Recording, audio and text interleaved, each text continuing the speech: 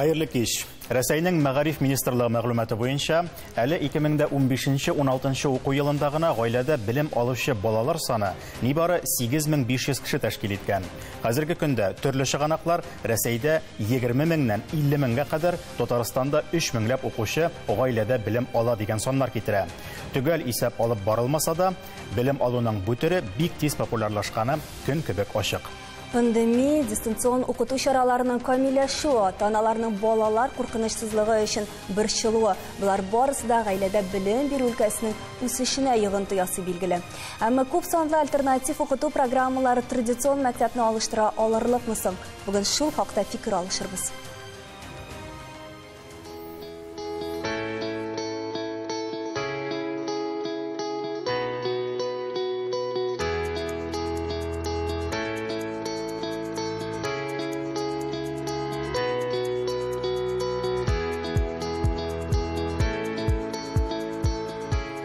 Хәерле кич, хөрмәтле кунаклар, үз фикерегезне сез тимәләргә басып та белдерә аласыз. Зәңгәр ул килешү, ә кызыл килешмәү билгесе.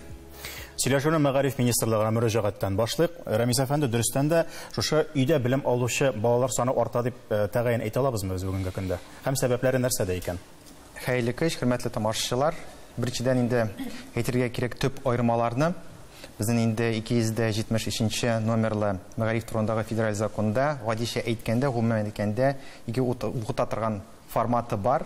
Беренчесе инде аны традицион форматы, бөтенегез беләсез. Ул очракта бала мәктәпкә керә, йөри, укый, сынауларны, имтиханнарны уза, һәм инде ахырдан дәүләт имтиханы 9-11 классларда үтеп, югары укуна кертәме, көлияткә керәме, шунда я бүтән юлын сайлыймы.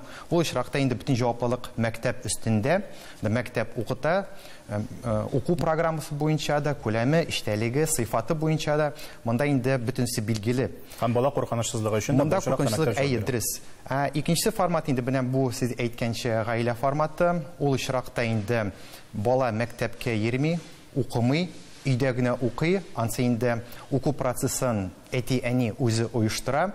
Аның төрле форматлары бар. Гаиләдә укыту да бит ике төрлегә бүленә. Берсе өйдә, иш шартларында укыту һәм гаиләдә белем бирү. Ансы икенче формат, ансы турында сөйләшербез, әйтәбез соңрак. Менә бу очракта инде әти-әни үзе укытамы, ансы бер сорау, я шәхси укытучыны яулыймы, ансы үзе телиничек. Шул очракта инде әти-әни үзе җаваплы, шул укыту мәсьәләсе буенча. Әмма ләкин шул гаиләдә укый торган балалар бер мәктәпләргә беркетелә. Ни өчен беркетелә? Алар шул өйдә алган белемнәрне мәктәпкә барып тикшерә. Һәм инде менә бу төрле тестлар аша, имтиханнар аша, төрле сынаулар аша инде менә бу белемнәрне раслый. Тикшерү айга берме, атнага берме, елга берме? Юк, бу елга бер. Инде һәрбер сыйныфны бетергән саен. Һәрбер сыйныфны бетергән вакытта, ул майда буламы, апрельдә буламы, аның кагыйдәләре һәр мәктәп үзе билгели, һәм менә шул кагыйдәләр буенча, тәртибе буенча инде менә бу имтиханнарны уздыра. Ләкин бала мәктәпкә килергә тиеш. Мәктәпкә килергә тиеш, әлбәттә. Безнең инде менә сез әйттегез саннар үзгәрә, бу даими сан түгел. Ул гел безнең республикабызда үзгәреп тора, ул арта да, кими дә, ул ел башында ул бер, уртасында икенче, ахырында өченче, чөнки балалар килә, кире мәктәпкә кайтучылар да бар. Шуңа күрә моны теге ничектер кисәк зур проблема тасвирларга кирәк түгел. Менә гомумән әйткәндә безнең соңгы 3 елда ул 0,3%. Менә безнең бөтен республикабызда 490 мең уку балалары укый торган балалар. Инде аларның менә бу 3000 тирәсе менә бу гаиләдә укый торган, ул 0,3%. Һәм инде чагыштырсак, менә 0,5% шул 3000ннән әзрәк артыграк шәхси мәктәпләрдә укыйлар. Менә әйдәгез әз генә сәбәпләрен ачыклыйк әле. Бездә кунакта бүген Гөлшат ханым, аның 2 баласы бар һәм 2 баласы да гаиләдә белем ала. Сез ни өчен мәктәпне түгел, ә өйне сайладыгыз? Хәерле кичләр. Мин үзем укытучы һәм тәрбияче. Үзем мәктәптә эшләдем, тәрбияче булып. Мәктәпкә яшьтәге балалар учреждениесендә эшләргә туры килде. Һәм балаларның психологик үзенчәлекләрен һәр вакытта да Кабул итеп бетерәселәре килми безнең укытучыларның һәм тәрбиячеләрнең, чөнки балалар саны бик күп. Мен шушы мәсьәләләрне ачыктан-ачык күргәнгә күрә һәм аның белән көн саен аралаш күргәнгә һәм кискен карашларның да әти-әниләр тарафыннан да, балалар тарафыннан да шуны таныш булганга күрә, мин мәктәпкәчә яшьтә укучы баламны гаиләдә укыту дигән мәсьәләне күтәреп чыктым. Сез үзегез укытасызмы? Әлбәттә, төрле фикер каршылыклары булды, чөнки бу 8-9 ел элек булды ул мәсьәләне чишү.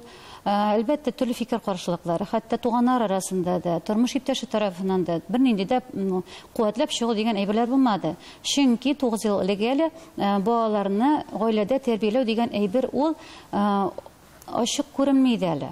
Уңышлары ничек соң? Менә 8 ел вакыт узган уңышларыбыз. Һәрбер эштә аның инде киртәлекләр булгач инде бездә әлбәттә яхшы результат көтәбез. Нәтиҗәләр дә булды, кемчелекләр дә булды. Шуңа күрә беренче мәктәпкә кире кайтуга барып җитмәдегезме? Әлхәмдүлиллә, мин инде баламның үсешенә, аның уңышларына сөенәм. Чөнки кайвакытта мине үземнең генә көчем җитмәгән чиракта мин шул өлкәдә яхшы таныш һәм үз эшләрен яхшы белгән кешеләргә мөрәҗәгать итәм. Мәсәлән, инглиз теле укытучысы булсын, рус теле укытучысы булсын, математика, мин аларны шушы укытучыларга мөрәҗәгать итәм. Ул өйдә 1-2 классларны минем белән укыды. Мин үзем филология бетергән укытучы, әлхәмдүлиллә. И шуны әйтәсем килә, балага әлбәттә аңа аралашу кирәк. Мин Казан шәһәрендә күпме генә эзләсәм дә, кызлар өчен оештырылган андый сыйныфларны тапмадым. Аңлавымча, сез дини гаиләдән булгач, әле бу ягы да бар мәсьәләнең. Дини гаиләдән, безнең әле беренче чиратта. Аннан соң шуны әйтергә оныттым, минем кызымның неврология яктан аның кайбер кимчелекләре бар, җитешсезлекләре. Шуңа күрә ул безнең сыйнак, сабыр һәм мәктәптә әлбәттә бик каты кыерсытулар күп. Мәктәптә эшләгәндә үзем беләм. Менә шул кыерсытулардан саклау максаты да минем беренче урында иде. Икенче максат минем баланы дини гаиләдә булгач, аның яулык мәсьәләсе дә ул зур мәсьәлә булып тора иде. Бер урынның гына ассызыклап узасы килә, менә сез сөйли башлаганнан әйттегез, баламның үзенчәлекләре, һәрбер баланың үзенчәлекләре бар, аларны исәпкә алып бетермиләр. Мин менә шулайрак теләдем балама. Бу ничектер аны яшеребрәк итәккә ябыштырыбрак тору түгелме икән? Юк, чөнки мин аның белән килешә алмыйм. Гаиләдә бала төрле форматта. Ул әнисе белән дә һәм аны онлайн форматта да үзләштерә. Чөнки без мәктәпкә баргачтан, әгәр дә укытучы аңа туры килми икән, без бит мәктәпне сөйли алмыйбыз һәр вакыт. Балага ул беренче стресс. Мин үзем, мәсәлән, ул дәресләрдә катнашам, үзем булмаганда ул предметларны яхшы үзләштерә алмаган предметларны, мәсәлән, үзем киреп утырам укытучы янына. Әгәр дә бала кабул итмәгән, мин икенче укытучыны сайлыйм. Безнең бер айда, мәсәлән, 3 укытучыны сайларга мөмкинлегебез бар. Рәхмәт, Рәмзия ханым, менә бу якта психологик үзенчәлекләргә килсәк инде. Баланы мәктәпкә җибәрергә күпмедер дәрәҗәдә борчылып тору табигый, ләкин бу кадәр куркырга кирәкми икән. Адаптация дигән шур һәрбер балага хас дип уйлыйм мин. Хәтта балалар бакчасына барганда да. Бармы менә кыерсыту дигән әйберләр мәктәпләрдә? Аны инде төрле мәктәптә төрлечә карарга кирәк. Була торган хәлләр бар, андый, аны чынлап та андый хәлләр булгалый. Но монда инде иң беренче баланың адаптациясына карарга кирәк. Чөнки төрле бала төрлечә адаптация үтә. Кайсы очракта алып кайтып китеп өйдән чыгармаска кирәк инде аны адаптациясе нинди булса? Монда ниләр, именно махсус хезмәткәрләр, менә шул психологлар, социологлар дагы ярдәм итү, әти-әниләр белән тыгыз элемтәдә эшләү, укытучы, класс җитәкчесе белән бигрәк тә тыгыз элемтәдә эшләп, баланы барбер андый бигрәк тә башлангыч сыйныфларда андый кыерсыту әйберләр алар бик нык сирәк күренәләр. Психологик аспектка без әле кире әйләнеп кайтырбыз. Рәхимә апа, шуннан да менә 2 сәбәпне без ачыкладык кебек. Беренчесе ул буллинг, икенчесе инде дини аспект. Тагын инде сәбәпләр аркасында өйгә алып китәләр баланы. Сәбәпләр аның тагын бар әле. Бу әлбәттә менә булырга мөмкин, әгәр дә әти-әнисенә чит илгә эшләргә китәргә туры килсә, алар балаларын мәктәпкә шушы гаиләдә укыту шартларында шушындый теләк белдерәләр һәм әлбәттә моңа каршы барып булмый. Менә бу очрак бар. Аннан соң инде профессиональ дәрәҗәдә спорт белән шөгыльләнүче, яки сәнгать белән шөгыльләнүче балалар булганда, менә монда да тиешле шартлар булдыру өчен һәм күбрәк бала инде вакытын шуңа сарыф итәр өчен балалар әти-әниләр инде тагын шушы форматны сайлый, гаиләдә укыту форматын. Монда менә әйтте инде Гөлшат ханым, монда массовый мәктәптә укырга теләге булмаган һәм бала менә югалып калмасын өчен ниндидер психологик басым менә әти-әни күбрәк белә бит ул үз баласын. Шуңа күрә менә бу бала ничек күңелле, ничектер башкалар белән авыр аралашучан. Менә монда гаиләдә белем алу мөмкинлеге булырга мөмкин. Минем бала йомык дип, аны бөтенләй мәктәпкә илтмичә яту. Алар ярамый, чөнки шәхси белгечләр әйтмәгән икән, мәктәпкә барып карамаган икән. Балага шәхси якын килеп укыту бар, аны ул гына куркытырга тиеш түгел әти-әнине. Икенче яктан, әле ул үзе дә шундый, мәктәпкә илсә, аны гомумән сындырып бетерәчәкләр. Бетермиләр инде без мәктәптә сугышадыр якты әле. Шуның өчен укытучы бит ул педагог кына түгел, ул әле психолог та. Ул шуның өчен укытучы һәрбер балага якын килеп, аны укытырга һәм тәрбия бирергә тиеш. Менә инде гаиләдә укытуга килгәндә, үзебезнең мәктәп буенча әйтәм, күбрәк әти-әниләр башлангыч сыйныфта гаиләдә укытуны сайлый. Аннан соң ничектер урта звенога, 5нче сыйныфларга яңадан мәктәпкә киләләр. Менә монда укыту сыйфаты өчен гаиләдә укыткан шартларда әти-әни җавап бирә. Инде мәктәпкә ул арадаш һәм йомгаклау аттестациясе өчен генә килә. Бу урында бераз гына тукталып торыйк. Без инде балаларны гаиләдә ни өчен калдыралар, ни өчен гаиләдә укыталар дигән сәбәпләрне азмы күпме ачыкладык. Менә гаиләдә укыткан вакытта нинди авырлыклар һәм нинди сынауларга каршы торырга кирәклеген без инде рекламадан соң ачыкларбыз.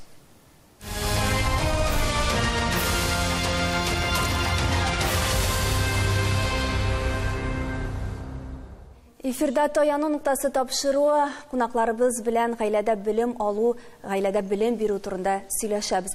Менә сезнең белән ачыклый башлаган идек, өйдә укыту белән гаиләдә укыту нәрсәсе белән аерыла? Бу ике формат аларчынан да аерыла. Өйдә укыту торган формат ул авырта торган балалар өчен. Инде бу очракта мәктәп уку процессын үзе әзерли. Безнең укытучылар өйләренә киләләр, укыталар, тикшерүләр уздыралар. Безнең инде дәүләт имтиханы да 9-11 сыйныфларда да өйдә уза менә шул балалар өчен. Шул очракта инде мәктәп бөтен җаваплылык мәктәп өстендә. Бу инде һәр авырту балалары өчен түгел. Моның сәламәтлек саклау министрлыгының исемлеге бар. Анда 60 шундый авырту кергән. Менә шул авырту балалар өчен менә шундый формат инде гамәлгә ашырыла. Менә диабет бармы ул исемлектә? Регина, сезнең кызыгыз диабеттан, интегә сез дә өйдә укырга мәҗбүр. Өйдә уку ничегрәк бирелә сезгә? Хәерле кич. Минем кызымның диабет авыруы бар. 2 тапкыр без үй укуына күчергә мәҗбүри булдык. Чөнки аның саулыгын сакларга кирәк иде ул вакытта. Беренче тапкыр минем кызның диабетын 5нче класста укыганда ачыкладылар. Безгә мәктәптә әйттеләр, теләсәгез, үй укуына күчегез дип. Мин аңлаттым, без үй укуына күчәбез, андый, үзебез саулык, сәламәтлек саклау өчен мәҗбүри килсәк кенә дип инде аңлаттым. Мәктәп администрациясына былай генә өйгә укырга күчмибез дип. Мәктәптә укыйсыгыз килә. Безнең күбрәк мәктәптә укыйсыбыз килә, чөнки менә чагыштырып, хәзер инде чагыштыргач мин ачыклап әйтә алам, өйдә укыганда белемне мәктәптә алган шикелле итеп алып булмый. Шундай объемда. Сезгә мәшәкате артымы менә өйдә укуның? Мәшәкате артты беренчедән. Чөнки мин укытучы кешесе дә түгел. Укыта да белмим балаларны.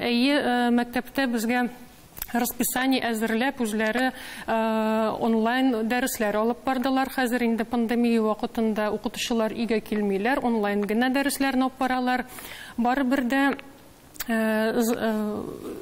качество знаний, сыйфаты андый түгел инде мәктәпкә барган. Регина җаваплы әни бу очракта ул инде мәҗбүр баласын өйдә укытырга. Без мәҗбүри булдык. Мәктәпкә баргач минем балам да балалар белән дә аралаша, дәресләрне дә укытучыларны рәхәтләнеп тыңлап утыра. Билгеләр дә икенче инде өйдә караганда. Аңа бигрәк тә кызыкрак мәктәпкә барып укырга. Дилә менә бу очракта Регина турында без аңладык. Ләкин менә шулай балаларын башка сәламәтлек ягына сәбәпләр булмаса да, мин гаиләдә укытырга телим дип җитәкләп килүчеләр бармы? Шәхсән сезгә мәсәлән. Әлбәттә бар. Монда сәбәп, тагын бер сәбәп бар, әйтәсе килә. Сыйфат 40 балага, әгәр дә инде иң шундый югары дәрәҗәдәге укытучыны бастырып куйсаң да, 40 балага ул дәрәҗәдә белем биреп бетерә алыр микән, игътибары җитә микән укытучының? Әле ата-аналар шушы сорау белән дә киләләр. Безнең менә шәхси мәктәпкә килүчеләр иң беренче сорау шушы: ничә бала саны күпме сыйныфларда? 12 бала. Менә чит илләргә карасак, Сингапур, менә шундый алга киткән илләрдә 15 баладан да артык утыртсалар, ул инде мәктәпләренә гомумән ябып куялар. Бездә стандарт ничегрәк бу яктан? Бездә, әгәр дә без ачып карасак, мәктәпләрдә 40 бала, 38-25 бала булырга тиеш сыйныфта. Каян килә 30-40 балалы класслар? 30-40 бала килә каян? Чөнки менә микрорайон беркетелгән, ул әйеме ул гаилә шушы мәктәпкә. Балалар саны арта. Шуңа күрә менә нишләтисең, мәктәп алырга тиеш, без һәрбер баланы да укытырга тиеш. Һәм менә бу очракта сезнең шәхси мәктәп һәм сезгә җитәкләп киләләр, менә мин баланы сездә укытырга телим дип. Әлбәттә, әлбәттә. Бу балалар күчәләр гаилә укытуына. Юк, шәхси мәктәпкә. Шәхси мәктәпкә күчәләр, ләкин бөтен шәхси мәктәпләрнең дә лицензиясе юк бит. Менә ул 3 этажлы, 3 катлы биналар кирәк. Аерым басып торган. Без инде 3нче ел лицензия алмакчы булабыз. Аның территориясе булырга тиеш, бик күп әйберләр булырга тиеш. Шуңа күрә менә дәүләт ягыннан да ниндидер аңлаушылык микән, ярдәм микән кирәк. Чөнки ата-аналар менә шундый ата-аналар кызыксынучан, белем алсын балалар диләр. Ләкин менә сез минем белән килешәсез, Рәймә, без 8 кеше, 40 кеше, менә без бик яхшы ишетәбез сезнең белән. Менә карагыз, бик күп шәхси мәктәпләр, шул ук лицензиясыз укыта торган үзәкләр бар име, һәм алар анда тау яхшы белем вәгъдә итәләр бит инде, име? Инглиз теле, индивидуаль карашында башкасы. Менә безнең заманда ничек иде? Укыган бала ул укый. Нинди кая гына укыса да ул барыбер укый. Бәлки безнең караш әз генә искергәндер. Бәлки хәзер заманча караштыр. Сез ничәнче елга уйлыйсыз? 86 елга. Ничә яшикәрен белдиләр? 86 елга. Менә күп кенә кешеләр 86, мин үзем дә 87 елга. Кая барырга, кыйбла кая дип ягналар бит, име? Менә бу эмоциональ интеллект аста булган өчен. Кеше 30 яшькә хәтле йөри, тырыша, аннан соң белми кая барырга. Чөнки бөтен балаларны да бер калыпка салып, бармаклар. Сайлауда күп бит, диләләргә димәк, сайлау мөмкинлеге дә күп төрле мәктәпләр бар, һәм төрле системалар тәкъдим итә бит әле. Монда инде урталыкны табу дөрестән дә читен. Алайда гаиләдә белем алуга әйләнеп кайтсак, сезнең шәхси мәктәпкә йөрүче балалар арасында гаиләдә белем алучылары күпме? Шул система буенча укучылары. Алар бит менә 71-нче статья менә бар бит инде, һәрбер ата-ана сайлый ала, сайлау хукукы бар. Бу юридик яктан алар ранога барып, гариза язалар, мин баламны укыту үз өстемә алам дип, ә безнең шәхси мәктәпләр без үзебезгә алабыз, шушы аттестациягә әзерлибез балаларны.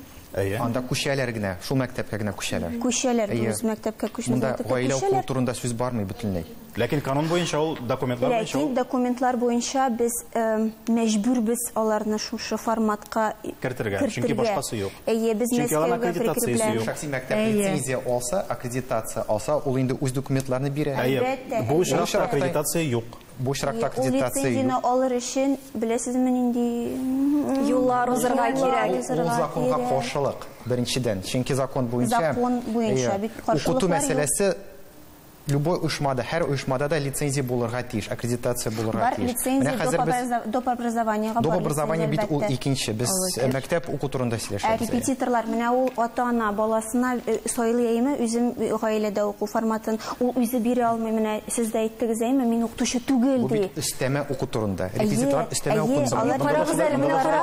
Ата-аналар дәүләт мәктәпләреннән китеп, лицензиясе булмаган шәхси мәктәпләргә китәләр. Бу нәрсә дигән сүз? Ышаныч кимиме безнең дәүләт мәктәпләренә? Һәм алар үзләре дә ялгышырга мөмкин бу очракта. Чөнки менә шәхси мәктәпләр алар ни өчен лицензия ала алмый. Менә монда федераль дәүләт стандартлары әйеме ул да нигез булырга тиеш. Монда бит укыту планы ничек? Менә әтияни бу мәктәпнең мөмкинлекләрен һәм ни дәрәҗәдә белем бирә алырлык икәнлеген белми һәм ялгышырга мөмкин. Чөнки үзебезгә дә андый балалар укырга килгәннәре бар һәм бер шундый очрак булды.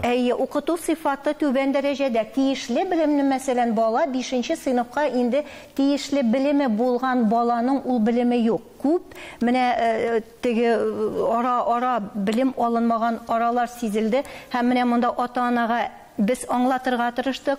Юк, без шундый репетиторлар ялладык. Бу бит репетитор белән репетиторның да аермасы бар. Шулай менә монда сезне бүлдереп, мин Диләне якларга җыенам. Без Пермь ягында йөреп кайттык, сәфәр белән тапшырулар әзерләп, мәктәп тора. Бер дигән мәктәп гомер-гомергә мәктәп буларак төзелгән бина ул. Куркынычсызлык таләпләре буенча мәктәпкә урнаштырыла турникетлар. Хәзер ул бөтен кешегә дә таныштыр дип уйлыйм инде.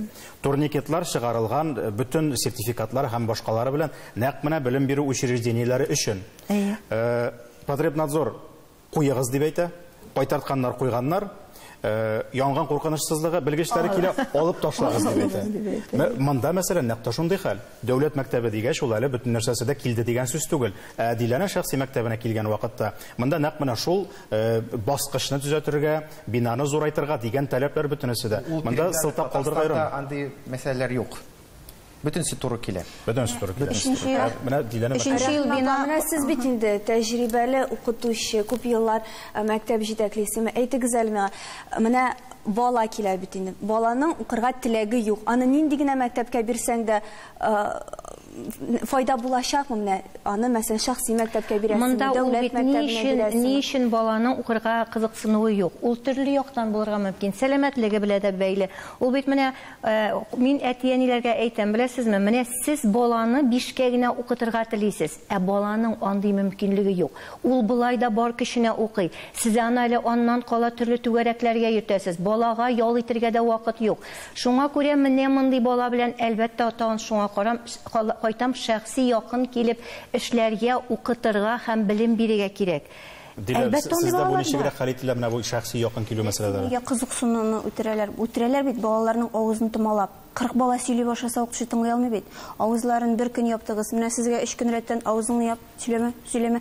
Соң 7 көннән соң ул бит балакай авызын ача алмый, үз фикерен әйтә алмый. Элек ничек укыганнар соң аңламыйм мин. Безнең әниләр мәсәлән 40-шар балалы сыйныфларда укыганнар. Юк, алай дип әйтергә ярамый. Чөнки укытуның да төрле формалары, ул төркемләп тә бар, диалог формасында. Иң глобаль проблема. Сездә менә тәҗрибәле укытучылар әйтегез инхар 40 бала. Ну 40 бала хәзер булырга хәзерге таләпләр буенча яңа федераль дәүләт стандартлары 1нче һәм 5нче сыйныфларга бер балага 2,5 мәйдан булганда гына без сыйныфта балалар санын арттыра алабыз. Бармы? Ну тырышабыз инде шуңа китергә. Менә мәктәпләрдән таләп итәләр. Анда да бит юк ул. Менә мәсәлән безнең андый без 3 кенә сыйныф ачтык. Менә шушындый прокуратура тикшерүе шушылай 2,5 икәне искә төште дә без 4 сыйныф ачтык һәм бу таләпләрне туры китерде. Гаиләдә белем алуга кире әйләнеп кайтыйк әле. Гаиләдә белем алу балага ничек тәэсир итә, Рәмзия ханым? Бу сорауга мин шулай дип җавап бирер идем, ул баланың яшенә карап дип. Чөнки менә өлкән классларда, мәсәлән, бала укуга җаваплы карый икән, ул аңа уңай тәэсир итәргә мөмкин. Чөнки аның төп имтихан фәннәренә вакыты күбрәк кала, юлга аның вакыты китми бит инде әзерләнергә. Ул үзенә уңайлы режим сайлый. Инде менә башлангыч сыйныфка килгән чагында, анда мөһим әни яки тагын берәр өлкән кеше, мәсәлән, өйдә булырга тиеш. Иң беренче ул өйдә булырга тиеш кемдер. Бала бит инде үзе генә кала алмый. Һәм инде икенче яктан бала өчен ул уңай тәэсир итә, аның янында якын кешесе. Но икенче яктан караганда, гаиләдә менә белем алганда, уку җаваплылыгы өчен монда иң беренче әти-әни үз өстенә ала ул вазифаны.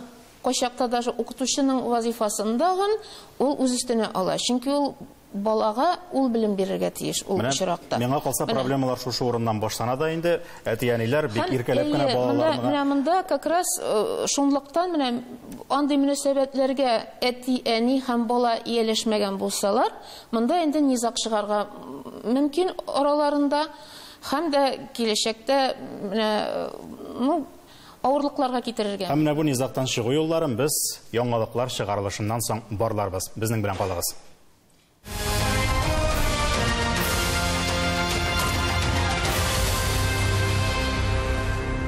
Эфирда Таяну нуктасы тапшыру без дәвам итәбез. Психология турында сөйләшеп бетерик инде. Менә бу әнисен яки әтисен укытучы буларак күрергә әзер дә булмаска мөмкин бала. Һәм бу очракта инде мәктәпкә кире кайтырга дигән сүзме? Аны төзәтеп булмый торгандыр инде ул шаблонны дип әйтик.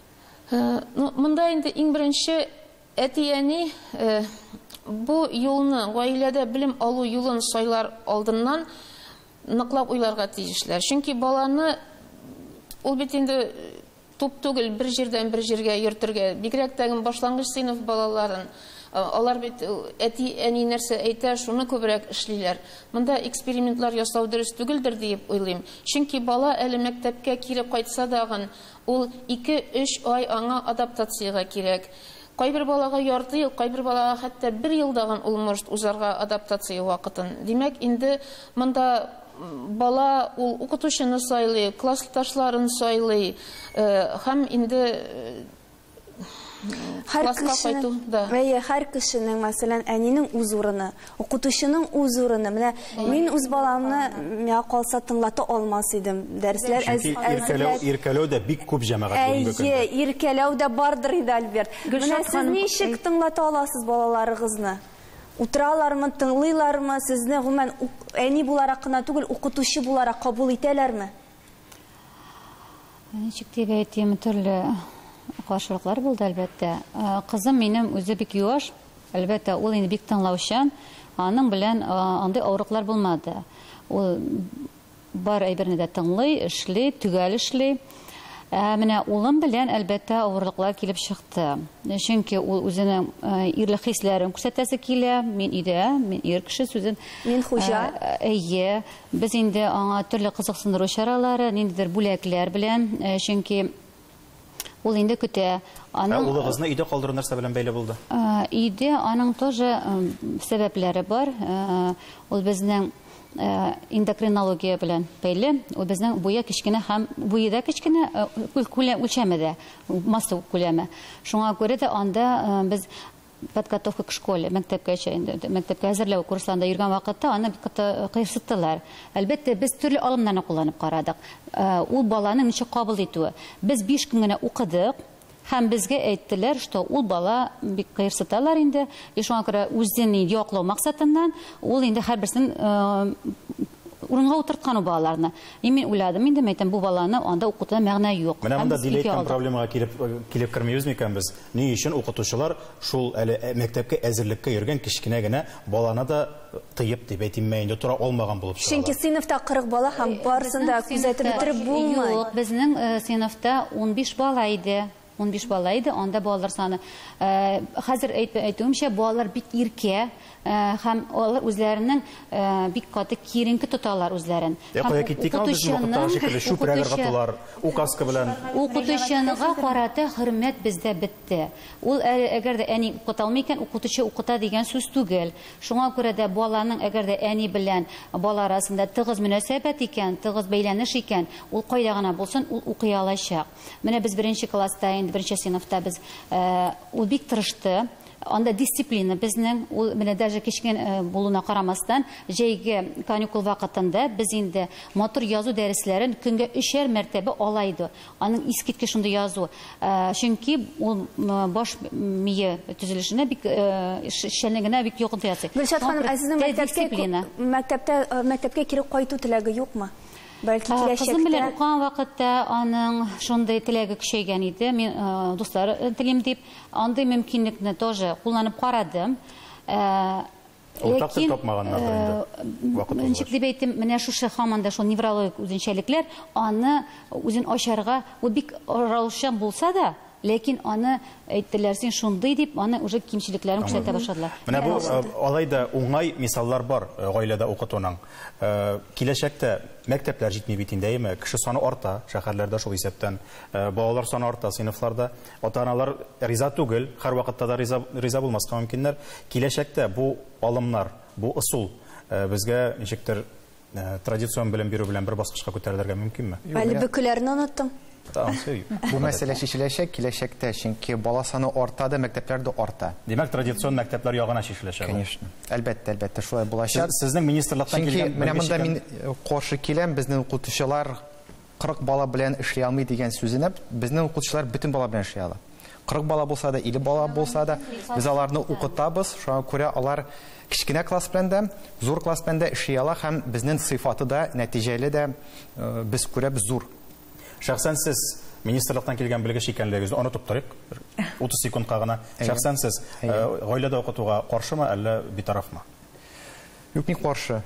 Минемчә, бала мәктәптә укырга тиеш, мөхит булырга тиеш, шунда аралашырга тиеш, дуслык булырга тиеш, шунда җәмәгатьтә аралаша торган кагыйдәләрне өйрәнергә тиеш. Мәсәлән, шул ук Мәскәү, Питер мәктәпләрендә онлайн рәвештә уку мөмкинлеге бар. Алай гына да түгел, алар анда менә бердәм дәүләт имтиханнары, менә нинди фәннәр аларга кирәк, нинди фәннәр буенча алар имтихан бирәләр, алар шул фәнне генә өйрәнәләр. Көн узын, көн дәвамында әзерлек бара, ә инде кирәкмәгән фәннәрне дип әйтегеме, алар ничектер күчереп булса да, шунда контроль эшләрен тапшыралар. Бер балага карата моны әйтеп булмый Луиза. Чөнки төрле бала була. Менә бу онлайн уку сез аны җиңел дип беләсезме? Ул шул кадәрле балага шундый авырлык, әйеме? Ул бит җитди шундый таләпләр куя бала алдында. Бала үз вакытын үзе оештыра белергә тиеш. Үзе оештыра белергә тиеш, үз вакытын. Шуңа күрә бу сәламәтлек тә. Менә монда мин сезнең белән килешмисез. Дилә, шулай да менә бу бик кичетрекле мәсьәлә бит ул. Мәктәп программасын корырга була, бары тик телләрне генә өйрәнә торган итеп һәм гуманитар фәннәргә генә яраклашкан балалар рәхәтләнеп җырлап укып чыгачаклар, ләкин алардан инде 2-гә 2-не кушкач ничә булган ич. Иң мөһиме, балалар тирәсендә адекват зур кешеләр булырга тиеш. Әти-әни, укытучылар һәм әти-әни буларак, әти-әни үз өстенә ала, минем балам менә шунда укый ала.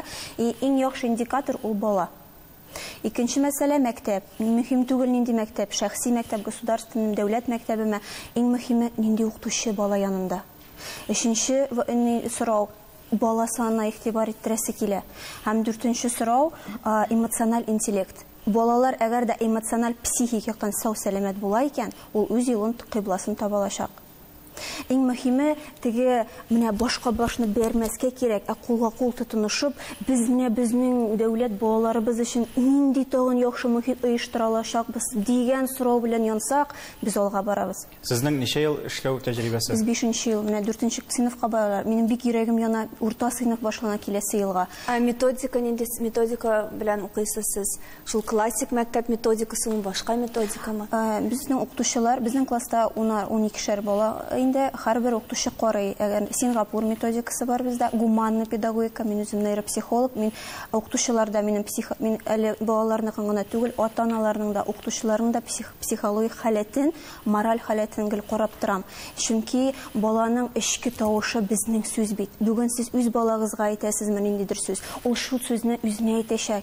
Балам, син булдыксыз, мин булдыксыз бит инде булдыра алмыйм дияшәк. Син булдырасың, курыкма, карашыңны әйтә бел дисәң, ул бит шундый булачак.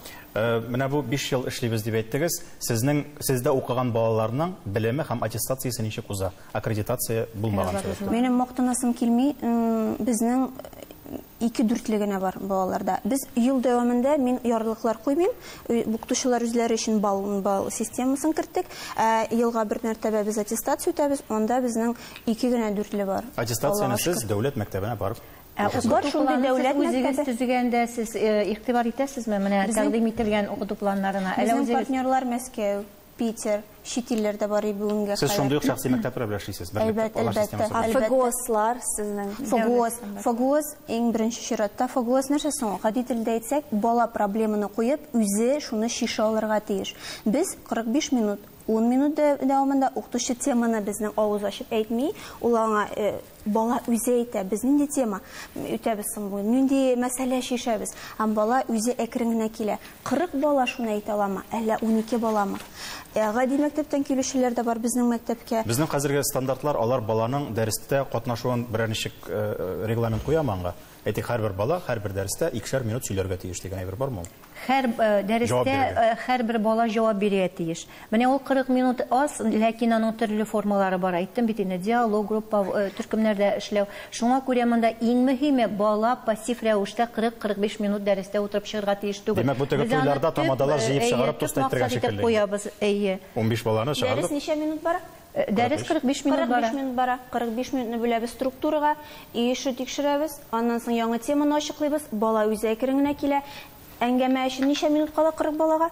10 минут. Математика калган пассив утыра, калган балалар пассив бала утыра. саны сыйныфта 25 Шуның өчен йөрәгем яна. Дигән таләп куела. Менә минем Гөлшат ханымга да соравым бар иде. Менә сезнең тиздән имтиханнарыгыз була, әйеме? Менә арада шимгаулау аттестация вакытында сез мәктәпкә киләсез бит инде, әйеме? Сез аны уңышлы гына биреп киләбез дидегез, әйеме? Менә хәзер сезгә иң мөһиме имтиханнарга әзерләнгәндә шушы имтиханнарга әзерлек җыентыкларына нигезләнеп баланы әзерләргә кирәк. Чөнки сездә бит инде имтихан бирәчәк, әйеме? Гөлшат ханым, сез моңа әзерме бүген? Иң мөһиме баланың ышанычлы үзен тота белүе. Менә әгәр дә бала үзе шулай әзер икән, аны әти-әни күп меңнән тартсын, ул аны барыбер эшли алмый. Шуңа күрә дә иң беренче чиратта психология яктан балага яхшы атмосфера тудырга кирәк. И обстановкаларда. И без, конечно, аның пособиеларында булдырдык. Һәм репетиторларга без инде мөрәҗәгать итәбез. Бу юлысы мин иң беренче чиратта балага аның башлангыч белем һәм урта нигез белемнәре бар икән, аның 9нчы классында һәм 11нче классында анда авырлыклары юк. Мин үземнең баламның белемле тиешле белем алган дип өметләнәм, чөнки без аны уже уку ел дәврендә без аны тикшерәбез. Белем бирүнең төрле ысуллары бар, ләкин иң мөһиме ул белемне тикшереп карауда. Бар бит әле. Менә аның юллары турында без рекламадан соң сөйләшербез.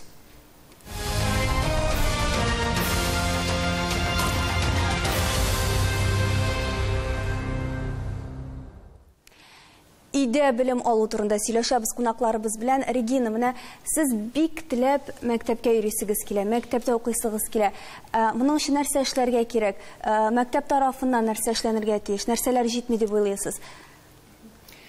Әйе, без бик мәктәпкә йөреп укырга телибез һәм киләчәктә дә. Аның өчен мин уйлыйм, уку программасыннан башка укучы белән укытучы арасында хөрмәт булырга тиеш. Һәм безне, менә миндә 86-нчы елгы кеше, безне име кичкенәдән өйрәтәләр иде хөрмәт итәргә, улы кешеләрне, кичкенә балаларны, авыру кешеләрне. Менә мин шуның турында әйтәсем килә. Уку программасыннан башка хөрмәт булырга тиеш. Улы һәм кичкенә бала арасында. Димәк, сезнең мәктәбегездә аңлап бетермиләрме? Ничек кабул итеп бетерә алмыйлармы? Менә шуны да ачыкласак иде. Безне кабул итәләр. Безнең гимназия директорының безнең өчен менә конкретно минем өчен ишеге гел ачык, ул үзе дә гел шулай әйтә, минем ишегем гел ачык, сез гел килегез, любой сорауны без сезнең белән сөйләшербез дә. Барыбер дә нәрсәгәдер булса килербез дип. Гафу итегез, ләкин сез бит әле башка мөмкинлеге чикле балалар белән дә эшлисез. Барлык мәктәпләрнең биналары, белем бирү процессы аларга яраклаштырылган һәм яраклы дип әйтә алабызмы? Һәм физик мөмкинлекләре чикле балалар мәктәпкә барырга курыкмыймы бүген? Балалар физиология ягыннан бара алган балалар мәктәпкә йөрсәләр, алар белемне ала алалар. Мәсәлән, ДЦП авыр балалары өйдә өйрәнәләр, аларның инде бүтән мөмкинлекләре юк мәктәпкә йөреп укырга. Менә диабет һәм астма мәсәлән, шундый авыру инвалид балалар алар мәктәпкә йөреп укырга мөмкин. Алар гадәти программа буенча укыйлар. Алар гадәти программа буенча укыйлар, әйе. Ләкин алар өчен ничек адаптив адаптив программалар булырга мөмкин. Например, менә мәктәп кешеләре дөресрәк әйтерләр миңа караганда, менә мин укытучы кешесе түгел, мин әни кеше генә, зур кеше түгел, уку программасын белмим. Менә минем фикер, бала белән укытучылар арасында, тем более бала инвалид бала булса, бик уважение булырга тиеш. Укытучылар гел исләрендә тотырга тиешләр. Алар алдында бала коляскада утырмаса, Аллага шөкер, үз аякларында, үз куллары белән язып эшләсә, үз-үзен йөрткән бала булса, аңа карап уйлап булмый, что ул инвалид бала, ләкин укытучы аны белә һәм хәтерендә тотырга тиеш. Чөнки инсулинда булучы бала, ул мәсәлән дәрес вакытында да шикәрен тикшергә мөмкин, нәрсәдер ашап алырга мөмкин. Сез шул турыда әйтәсезме? Ул турыда да әйтәм, һәм моральный яктан да. Булар инде барысы да профессионаллык сораулары. Мин ничектер бик күз алдына китерә алмыйм. Аларны исендә тотмаган укытучыны, аны укытучы дип әйтеп булмый инде. Укытучылар, кайбер укытучылар уйлыйлар, что алар менә исләрендә тотырга тиеш түгел, нинди бала нинди авыру белән авырта. Тегесез күп мин бер үзем дигән укытучылар. Мин монда килешмим. Хәзер мәктәп гафу итегез, хәзер мәктәпкә кабул иткәндә баланың хәтта гариза язганда мәктәпкә, анда пунктлар бар. Адаптив программа кирәкме аңа? Язу бер хәл, монда бит хәтерләү турында бар. Шуңа күрә монда белә. Администрация белә, һәм укытучы да белергә тиеш, һәм аны монда инде кешелек сыйфаты. Әгәр дә укытучы кешелекле икән, димәк, ул андый әйберләргә игътибар итәчәк. Кешелексез икән.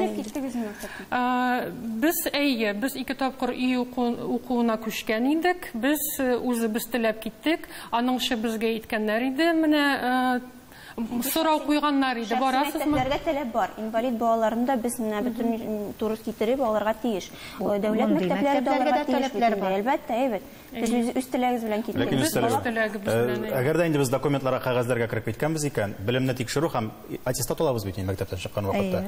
Гаиләдә белем алган балалар бүтән төрле аттестат аламалар, әллә шул ук буламы? Һәм ул кайда да булса күренәме бу баланың кайда укыганлыгы? Һәм шуннан чыгып, кара бу өйдә генә яткан икән дип, аңа бүтән төрле караш булмаячак. Алар өчен аерым аттестатлар юк, шуңа күрә бала менә федераль дәүләт стандартлары нигезендә шундый ук аттестат, тиешле белем күрсәтеп, шундый ук аттестат алырга тиеш. Шуңа күрә мин Гөлшат ханымга сорау бирдем дә. Ул шулай ук. Менә бу Сингапур программасы буенча укып, алар бердәм дәүләт имтиханнарын ничек бирәләр? Сәгать 1-гә кадәр безнең школа Россия белән инде мәктәпләрдә бар. Перспектива шул мәктәпләр без бит инде дәүләттән тыш хәл итә алмыйбыз. Башта дәүләт программасы, аннары инде өстәмә инде ата-аналар җилкәсеннән без әле үй эшләрендә алып атабыз бит. Менә шунда безнең бар, ул хәзер мондый мәктәпләрдә дә бар бит инде кружоклар, бала бит ул гел озайтылган көн булырга тиеш. Әти менә сезнең фикер белән килешәм. Әни һәм әти әни булып кына калырга тиеш. Балалар белән белгечләр шөгыльләнергә тиеш. Психологлар, укытучылар, бөтенесе дә. Рәмзия ханым, сез эшләгән мәктәптә ничегрәк тормышка ашырыла? Менә бу узын айтылган көн дип әйтәбез инде, һәм әти әнинең ниһаять ничә еллардан соң аймы кышкырыша инглиз теле дәресләрен хәзерләгәннән соң мөмкин әйберме бу? Менә шулай формага күчеп, шул йөкне алып ату. Безнең мәктәптә бик күп уңайлыклар тудырылган. Балалар мәктәптә 7-кичке 7 яртыга хәтле була алалар, әгәр дә әти-әниләрнең теләге бар икән. Менә шундый группа продленного дня дип атала инде ул. Безнең менә укытучылар шулай иттереп эшлиләр бар. Сездә бит сәламәтлекләре шикле балалар өчен дә шартлар тудырылган. Мин шуны беләм. Күп кенә мәктәпләрдә бар ул шартлар, ләкин кызганычка каршы бөтенесендә түгел. Шуңа күрә менә без инде әлбәттә андый мәктәпләрне тәкъдим итәбез. Әгәр дә инде әтияни менә сездә укыйсыбыз килә дисәләр, бездә бөтенләй бер эшлибез, шартлар тудырырга тиеш һәм шәхси укыту планын булдырырга тиеш. Бу баланы укыту өчен. Рәмзия ханым, менә түгәрәкләр турында сүз китте. Һәрбер әти, әни инде үзенең баласын гениаль дип саный һәм аны 100 төрле түгәрәккә бирергә тырыша. Менә бу ни дәрәҗәдә дөрес? Мәсәлән, ул мәктәпкә йөрмәскә дә мөмкин, әмма ул аны 40 түгәрәккә бирә. Гафу итегез. Үткән атнадагына менә безнең әти-әниләр җыелышы үтте. Һәм инде һәрбер класска, беренче сыйныф классларына бигрәк тәген әти-әниләр алдында шулай чыгыш ясадым психолог буларак. Чөнки бик күп кружоклар, менә шул түгәрәкләр, секциялар бик күп тәкъдим ителә балага. Әмма дә ләкин беренче сыйныфта балалар уже анда татар теле дә керә, рус теле, инглиз теле, өч тел, ул кайбер балага әле ул татар теле дәгән чит тел кебек бит әле ул. Димәк инде балаларга нагрузка шактый зур. Мин инде әти-әниләргә шулай мөрәҗәгать итәсем килә, бигрәк тә башлангыч сыйныф әти-әниләренә 2 кружоктан даган, 2 түгәрәктән даган артык булмасын иде. Чөнки атнага бала менә 3 тапкыр 2 сәгать, менә 6 сәгать өстәмә түгәрәк, менә ул самый уже күп санала инде. Аннан да артык булырга тиеш. Аннан кала дәрестән тыш эшчәнлек, внеурочная деятельность дигән юнәлеш бар. Ул кысаларда да бала бит өстәмә белем ала. Дилә бүген килгәннән кызыл төймәдән кулын алды. Аңа сүз бирәсе килә. Менә бу ниләргә килсәк, шәхси мәктәпләргә килсәк, фаразлар буенча киләчәктә күпчелек шәхси мәктәпләргә, менә шушы инде гаиләдә уку формасына күчеп, регионнарда укучылар Мәскәүгә, шундый зур шәһәрләргә тартылачак дигән шундый фараз китерәләр белгечләр. Һәм бу безнең өчен генә шулай, менә без каршы дип әйтәбез, мәсәлән, алай гына булмый ул дип сөйләшә алабыз. Мәскәү, Петербург кебек шәһәрләр өчен бу вазгыять ничегрәк тора? Алар өчен шәхси мәктәпләр, гаиләдә укыту. Алар өчен гайры табигый хәл түгел. Безнең өчен генә гайры табигый хәл. Онда 40% халык күчкән форматка. Дима Зицер апельсин мәктәбен ишеткәнегез бардыр, без алар белән элемтәдә торабыз. Һәм менә ул әйтәсез инде ничек бала ОГЭга әзерләнә. Дәүләт мәктәпләренең ата-аналарының 90% балаларын кайырта репетиторга. Һәм менә шушының аркасында балалар нинди бал җыя? Югары бал җыя. Шул момент белән һәрбер ата-ана репетиторга йөртәчәк. Аның аермасы бар микән соң? Гаиләдә уку, шәхси мәктәптә уку, тагын берәр төрле форма эзләп табу. Әгәр дә ахырдан аттестация вакытында син бер шул бердәм дәүләт имтиханына кайтып каласың икән. Минем әйтәсем килә, беләсезме, мәктәптә укыганда барбер балага дөрес юнәлешне укытучы бирә. Менә монда куратор да, наставник да, остаз да кирәк, юнәлеш бирүче. Менә без баланы тиешле, менә юлчы тапшыруын алып барган идегез, тиешле юл буенча, дөрес юл буенча алып барырга тиеш. Теге кирәк булмас әйбергә бала тарткаламас өчен, әмма тиешлесен генә алып, инде укыту сыйфатында булдырып, бала инде киләчәктә тормышка яраклашкан һәм инде имтиханнарны да яхшы бирергә тиешле. Нәтиҗәләр ясарга да килеп җитте. Шунда әти-әниләр генә хәл итә. Мәктәптә укыймы бала, өйдә укыймы, гаиләдә белем алуда сезнең шәнәрсә таянуны ноктасы булырга тиеш. Гаиләдә ул тирән уйланмаган булырга тиеш. Чөнки ата-ана үзе җавап бирә шушы баланың белемле һәм әдәпле, әхлаклы, сау-сәламәт булып үсү өчен. Чөнки бу мәктәптә булганда безнең иң ялгыш мәсәл мәктәптә укытучыга бирәләр дә баланы, и аны әти-әни ул җаваплыктан читкә китә. Гаиләдә ул бары тик үзе җавап бирә. Аннан соң шуны әйтәсем килә, безнең җәмгыятьтә гаиләдә укучыларны кабул итеп бетермиләр. Бу зур мәсьәлә. Ул дәүләт тарафыннан, туганнар тарафыннан, мәктәптә дә даже без барабыз икән мәктәпкә аттестация үтәргә дип, анда каршылыклар күп. Бөтен мәктәптә безне җылы итеп, әйдәгез, килдегез, кабул итәбез дип тормыйлар. Аңлашылды, рәхмәт. Бу очракта инде министрлыкка да сүз бирик, йомгаклау һәм нәтиҗә сүзләре өчен. Монда инде әйтәннәргә бик нык итеп уйларга кирәк. Чөнки баланың гомерендә беренче тапкыр гына бу юлны сайлыйлар. Шуңа күрә монда бөтен нечкәлекләрне үлчәп, инде менә бу мәгариф юлын сайларга кирәк инде. Дөрес итеп. Рәхмәт. Аңлашылды. Рәхмәт. Кадерле дуслар, дөрестән дә бүгенге көндә Хәзерге заманда белем алуның төрле ысуллары бар, ләкин иң беренче чиратта балаларның киләчәгенә килгән вакытта каш ясыйм дип күз чыгармасак иде. Өйрәнмичә чабата да үреп булмыйлар диләр халыкта. Шуңа күрә җиңел юллар эзләмичә балаларыбызга тирән белем бирергә тырышыйк. Таянырлыкта һәр вакыт бар, шуны онытмагыз.